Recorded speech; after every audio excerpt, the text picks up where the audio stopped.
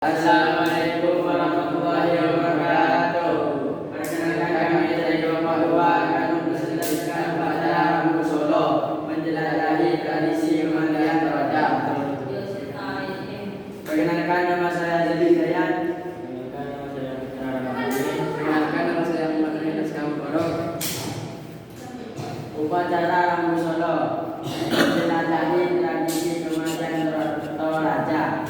Selamat datang dalam perjalanan kami menjelajahi salah satu ritual adat paling memukau dan kaya makna di Indonesia. Upacara Rambu Solo, tradisi kematian yang agung ini bukan sekadar profesi pemakaman, melainkan sebuah perayaan kehidupan yang kompleks, melambangkan penghormatan mendalam masyarakat Toraja terhadap leluhur dan siklus kehidupan. Mengenal Rambu Solo, pengantar dan konteks budaya. Rambu Solo adalah upacara pemakaman adat suku Toraja yang terpusat di Kabupaten Tanah Toraja dan Toraja Utara, Sulawesi Selatan. Upacara ini diselenggarakan sebagai bentuk penghormatan terakhir kepada anggota keluarga yang telah meninggal dunia, memastikan bahwa mereka mencapai alam baka dengan sempurna. Bagi masyarakat Toraja, kematian bukanlah akhir dari segalanya, melainkan transisi menuju kehidupan selanjutnya. Oleh karena itu, upacara Rambu Solo dilaksanakan secara meriah, melibatkan seluruh anggota keluarga besar dan masyarakat setempat. Filosofi di balik kematian makna spiritual upacara. Inti dari Rambu Solo adalah keyakinan Aluk Talolo, agama asli suku Toraja yang memandang kematian sebagai orang sakit yang belum meninggal sepenuhnya. Jenazah yang telah meninggal disebut Tokmakula, orang yang sakit, dan mesti dianggap sebagai bagian dari keluarga. Orang yang sakit atau jenazah disimpan di rumah dan diperlukan layaknya orang hidup, diberi makan dan diajak bicara sampai pada Rambu Solo yang megah dapat dilaksanakan.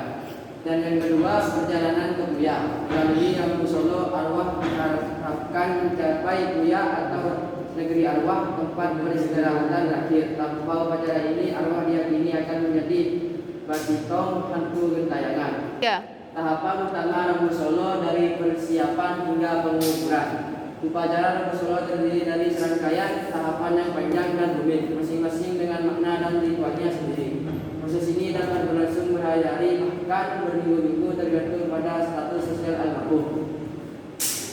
Tahapan utama, mak tampu, proses penyiapan jenazah diawetkan dan dibungkus kain adat.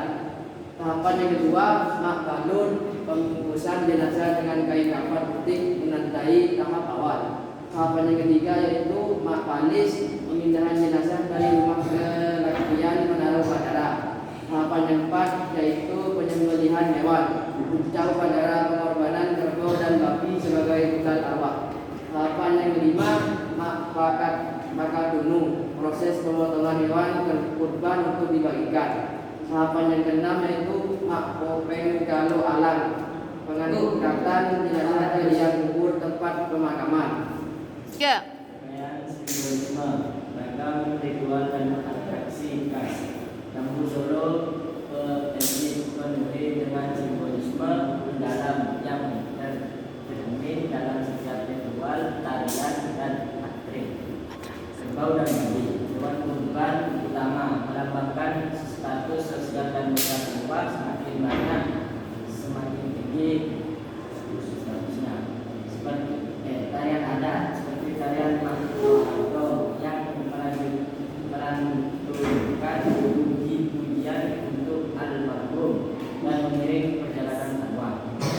Erong dan latihan, seperti mati erong berbentuk perahu atau rumah, dan menara latihan yang megah tempat jenazah disembayangkan.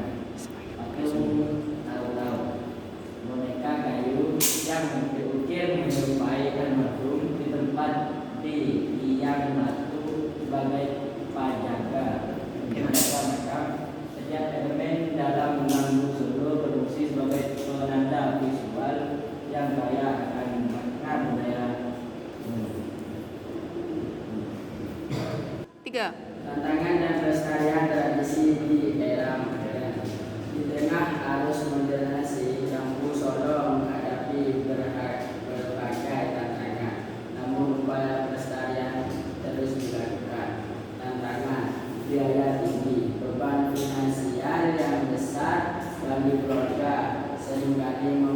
membutuhkan waktu bertahun-tahun untuk mengumpulkannya. Pengaruh modernisasi.